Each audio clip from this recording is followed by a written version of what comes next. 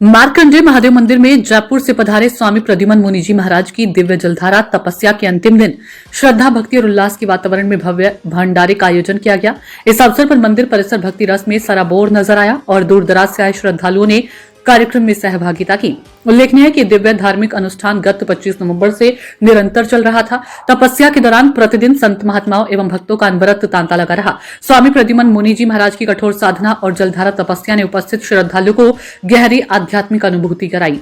कार्यक्रम के दौरान मार्कंडेय महादेव धाम में दिल्ली से पधारे स्वामी सुयग मुनि जी महाराज ने ई रेडियो इंडिया के संवाददाता दीपक प्रेमी से बातचीत में कहा कि इस प्रकार की तपस्याएं समाज को आध्यात्मिक ऊर्जा प्रदान करती है और मानव जीवन को संयम, श्रद्धा व धर्म के मार्ग पर अग्रसर करती है। उन्होंने ऐसे आयोजनों को सनातन संस्कृति की जीवंत परंपरा बताया। मैं हरिहर उदासीन आश्रम नई दिल्ली से महंत सुयग मुनि। मैं बड़ा भाग्यशाली हूँ कि भगवान विश्वनाथ काशी नगरी क्षेत्र मार्कंडेय ऋषि की तपोभूमि उत्तर वाहिनी गंगा माँ भगवती गंगा के किनारे हमारे महंत प्रद्युमन मुनि ने 41 दिन का जो कठिन अनुष्ठान लिया, जलधारा करी। हमारे उदासियों में जलधारा अग्नि तपस्या का बड़ा महत्व है, क्योंकि जो बड़े बड़े संत महापुरुष योगी जन जब हठ योग करते हैं तो हठ योग के माध्यम से ही कहते बड़ी बड़ी तपस्याएं हमारे संत लोग करते हैं चारों संप्रदाय में, चाहे उदासी, बैरागी, सन्यासी, नाथ।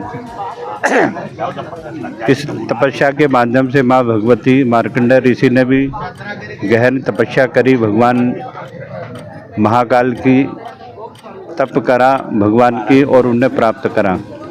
तो हमारे संतों का एक ही उद्देश्य होता है कि जो कठिन से कठिन तप योग जब करें और भगवान की प्राप्ति हो, भगवत प्राप्ति हो। तो इसीलिए दिल्ली का शिष्य है, इसलिए मेरा भी सौभाग्य है कि माँ भगवती के किनारे आकर के और हमारे प्रद्युमन मुनि की तपस्या में सम्मिलित हुआ और साथ में बड़ा अखाड़ा उदासीन के समस्त संत और काशी क्षेत्र के सभी संत महापुरुष इस तपस्या में सम्मिलित होकर के और हमारे प्रद्युमन मुनि को वाणी के द्वारा अपने तपस्या के द्वारा आशीर्वाद देने आए। तो आज भंडारा भी है, संतों का समागम, हरि कथा, तुलसी दुर्लभ दो और शुद्ध धारा और लक्ष्मी पापी के घर भी हो। तो कहते संतों का सत्संग अगर हम जनमानस को प्राप्त करना हो तो संतों के चरण में जाना ही पड़ता है। इसीलिए मैं भी सत्संग के उद्देश्य से आया हूँ।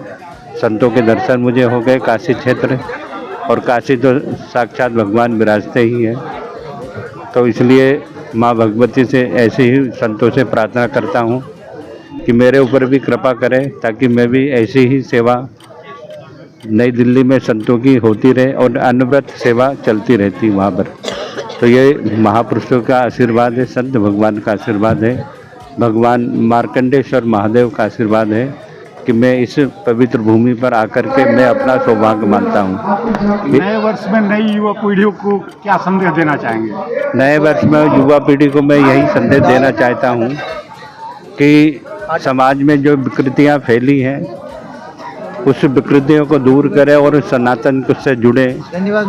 जो हमारे सनातन धर्म में अनेक समाज के नई युवा पीढ़ी अपने सनातन छोड़ करके कोई ईसाई बन जाता है, कोई मुस्लिम धर्म अपना लेता है। तो ऐसा होना नहीं चाहिए, क्योंकि हमारी युवा पीढ़ी इस भारत देश की शक्ति है। अगर एक युवा पीढ़ी एक ही रहे और सनातन को आगे बढ़ाए और हमारे सनातन में जो भी विकृतियाँ जात पात की फैली उसे दूर करें और इस भारत भूमि को धन्य बनाए, क्योंकि हमारे ऋषि मुनि जो थे उनने भी तपस्या करी और सेवा करी, समाज की सेवा करी, समाज को दिशा निर्देश दिया हमारे ऋषियों ने। तो युवा पीढ़ी भी इसी प्रकार समाज के वह आन और बान की शान है, इसलिए वह अपने सनातन धर्म के अनुसार ही अपना जीवन यापन करे और धर्म कर्म संतों की शरणों में जा कर के और वह सेवा सद्भाव सीखे। क्या आपको लगता है कि वर्तमान सरकार जो है यह सनातन के पक्ष में कार्य कर रही है? हमारे उत्तर प्रदेश सरकार परम पूज्य आदरणीय श्री योगी जी महाराज जो इस उत्तर प्रदेश के मुख्यमंत्री है, वह आप खुद ही जानते हो कि कितना हमारे सनातन के लिए कर रहे हैं और आगे भी अच्छा करें और हमारे सनातन हिंदुओं को लेकर चले, चाहे वो किसी भी मत के हो, बाकी सब हम एक हैं। और उन्हें यह क्योंकि सरकार का अहम रोल है सनातन में, तो सबको एक करते हुए ही योगी जी कार्य कर रहे हैं और मैं उनको शुभकामना देता हूँ। हरियर हरियर हरियर। इस पूरे धार्मिक आयोजन को ई रेडियो इंडिया द्वारा भव्यता के साथ कवर किया गया, जिससे कार्यक्रम की झलक जन जन तक पहुंच सकी। ई रेडियो इंडिया ने न केवल आयोजन की महत्ता को उजागर किया, बल्कि धर्म और संस्कृति से जुड़े इस दिव्य संदेश को व्यापक जन समुदाय तक पहुंचाने में अहम भूमिका निभाई।